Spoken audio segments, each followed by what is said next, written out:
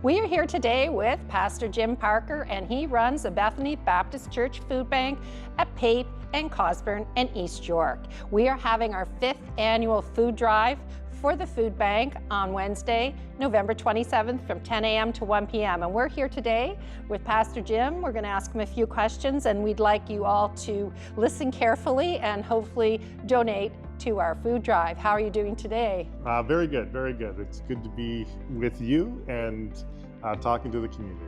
Well, it's a wonderful community initiative that you do, representing the food bank and helping people with food insecurity. We're just going to ask you a few questions, and we're just wondering what are the key items that you require or you need at the food bank, and why are those the key items?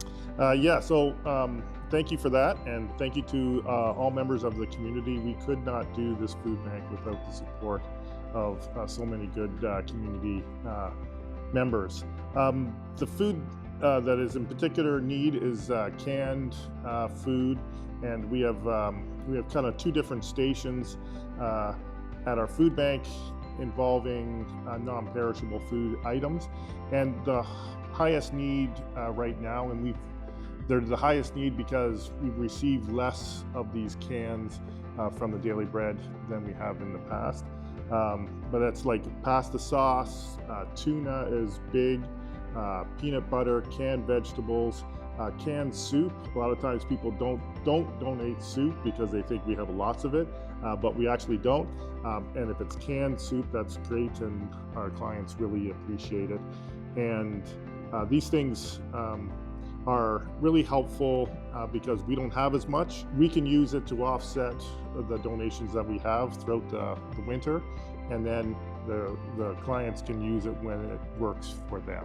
So that's fantastic. So whatever's donated in the community from community members stays in the community and supports our own neighborhood. And so are there specific ways that donors can maximize the value of their contributions? We appreciate all the donations, whether it comes from financial donations or food donations, and that's the maximization for us. Would you prefer to have monetary donations versus items? Is that more cost effective for you to be able to purchase more items, or does it matter? Yeah, we get that question a lot, and it's more, both are helpful. Okay. And in different ways. Monetary donations gives us a little bit of flexibility for supplies and different things that we need to do, and then to buy food that we feel is needed or that we don't have. And then the food donations are really helpful as well because, again, they just come in, and then we have a couple volunteers that sort the food throughout the year. And then for this drive, we'll have a big sorting party, and it's fun. And then it just means that we don't have to do the purchasing, that we have the flow, and it's direct. So both are needed, both are helpful. So Pastor Jim, what is the best way for people to keep up to date on what's happening with the food bank?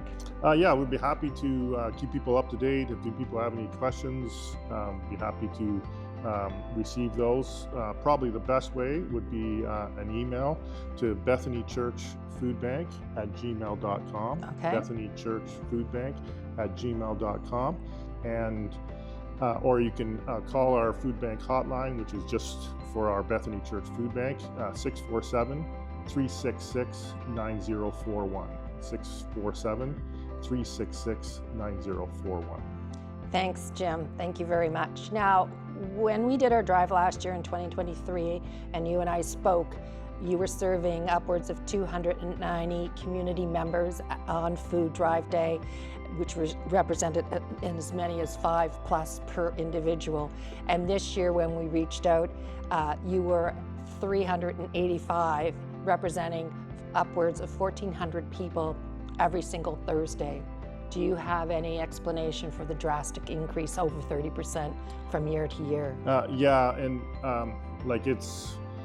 we're grateful to be able to be part of helping people give needed food, but it's a sad situation as well that there's so many people that need food in our community.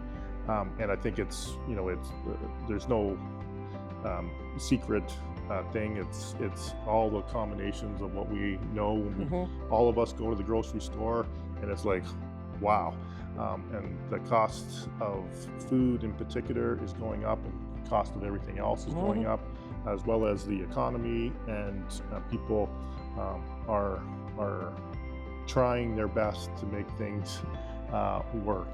And the food bank, it's interesting because it's not just about the food for the people. It's a way for them to massage their finances throughout the month. To make ends meet. To make ends meet.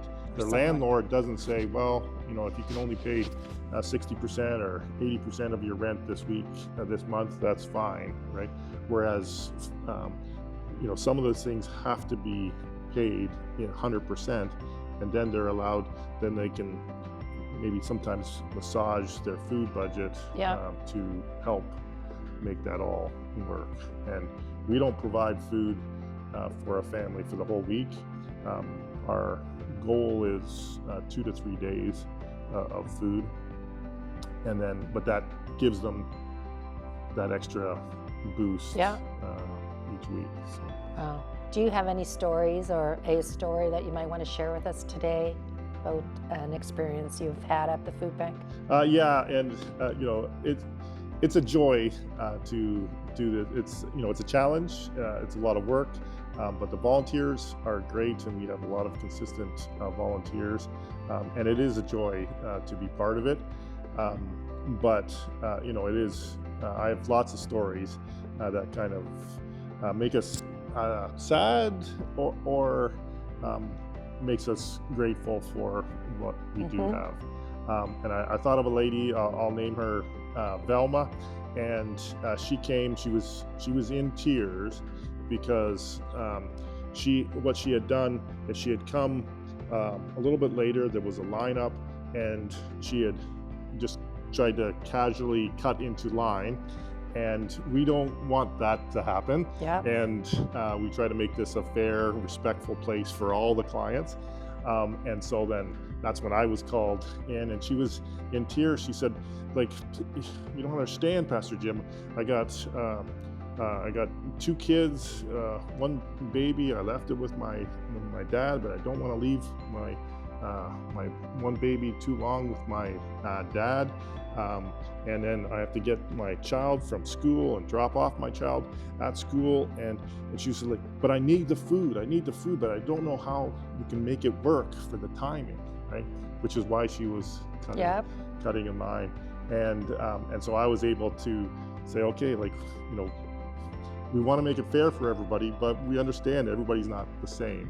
And we talked about what her situation was, what we could provide, and gave her some options, and she was like, oh, okay, I can do that, and that would be okay. And I said, yeah, that would be okay. We just can't have you cut to the front of the line. And she's been coming, and sometimes I look at her, and in the line she nods at me, and it's kind of like one of those moments that we kind of solve the problem. But like, I tell the story because like, you feel the angst that the trapped situation that she was in, and she needed food, but the lineup situation didn't work with her family, and she was trying to make it work. So. Wow. And you helped her to make it work, which is awesome. So. Well, that's a very, very charming, wonderful, heartfelt story. Thanks for sharing. I appreciate it. Well, thank you so much, Pastor Jim, for talking with us, speaking with us today. We are looking forward to the food drive, and we will certainly keep all of you posted on the results of the food drive. Thanks again for all your work. We really appreciate it. Well, thank you. We appreciate your support and your organization. I know it's not easy to try to organize such a big food drive, but we appreciate you and all the good people that can donate. Okay, well, thanks again. Thank you, everybody.